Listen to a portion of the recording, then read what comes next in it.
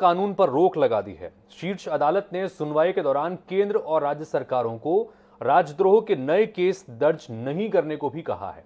अब इस मामले की अगली सुनवाई जुलाई के तीसरे हफ्ते में होगी। कोर्ट ने साथ ही कहा है कि इस दौरान केंद्र सरकार राज्यों और केंद्र शासित प्रदेशों को दिशा निर्देश दे सकती है। आइए समझते हैं कि सुप्रीम कोर्ट के फैसले के क्या मायने हैं।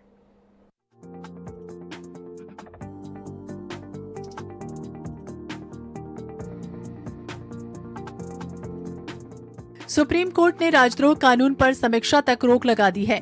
सुप्रीम कोर्ट ने केंद्र सरकार को कहा कि वो इस कानून के तहत एफआईआर दर्ज करने से परहेज करे। सुप्रीम कोर्ट ने कहा कि राजद्रोह कानून फिलहाल निष्प्रभावी रहेगा और जो लोग पहले से इसके तहत जेल में बंद हैं, वो राहत के लिए कोर्ट का रुख कर सकेंगे। सुप्रीम कोर्ट के आदेश की बड़ी बातें। राजद्रोह कानून पर सरकार फिर से विचार करे, सुप्रीम कोर्ट ने कहा। सुप्रीम कोर्ट ने कहा कि राजद्रोह के तहत कानून का इस्तेमाल ठीक नहीं है। सुप्रीम कोर्ट ने कहा कि जो जेल में हैं, वो अर्जी दे सकते हैं। सुप्रीम कोर्ट ने अपनी सुनवाई में कहा कि जब तक समीक्षा तब तक कार्रवाई पर रोक रहेगी। अदालत ने कहा कि केंद्र राज्य सरकारें एफआईआर से परहेज करें। सुप्रीम कोर्ट ने कहा कि जिन पर राजद्रोह का केस चल रहा है और जो जेल में हैं, वो जमानत के लिए अदालत का दरवाजा खटखटा सकते हैं। उन पर कार्रवाई पहले की तरह चलती ही रहेगी। ये कोर्ट पर निर्भर करेगा कि आरोपियों को जमानत दी जाती है या नहीं। अगर फिर भी केस दर्ज हो जाता है तो क्या? जवाब में शीर्ष अदालत ने नए मामले दर्ज करने पर रोक लगाई है।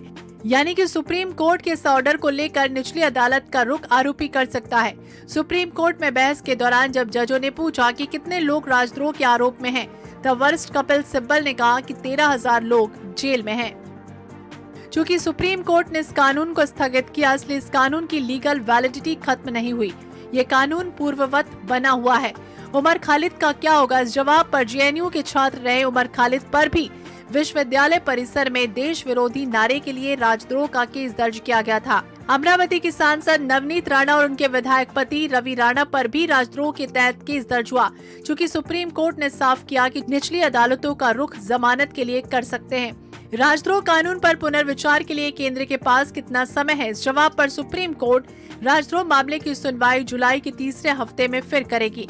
ऐसे में कहा जा सकता है कि केंद्र को कम से कम जुलाई के तीसरे हफ्ते तक विचार करने का समय मिल गया है।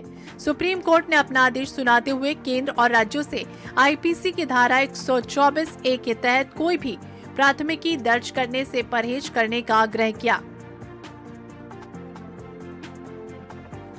बहरहाल आपको बता दें कि राजद्रोह कानून, जिसके तहत भारतीय दंड संहिता की धारा 124(a) में राजद्रोह को परिभाषित किया गया, इसके अनुसार अगर कोई व्यक्ति सरकार विरोधी सामग्री लिखता है, बोलता है और ऐसी सामग्री का समर्थन करता है, राष्ट्रीय चिन्हों का अपमान करने के साथ संविधान को नीचा दिखाने की कोशिश करता है, तो इसके खिलाफ आईपीसी की धारा 124(a) में राजद्रोह का मामला दर्ज हो सकता है। इसके अलावा अगर कोई शख्स देश विरोधी संगठन के खिलाफ अनजाने में संबंध रखता है, किसी भी प्रकार से सहयोग करता है, तो भी वो राजद्रोह के दायरे में आएगा। ये कानून ब्रिटिश काल का है और इसे 1870 में लाया गया था। सरकार के प्रति डिसअफेक्शन रखने वालों के खिलाफ इसके तहत चार्ज लगाया जाता है। राजद्रोह के मामले में दोषी पाए जाने वाला व्यक्ति सरकारी नौकरी के लिए आवेदन नहीं कर सकता है। Bureau report, national desk. तो पंजाब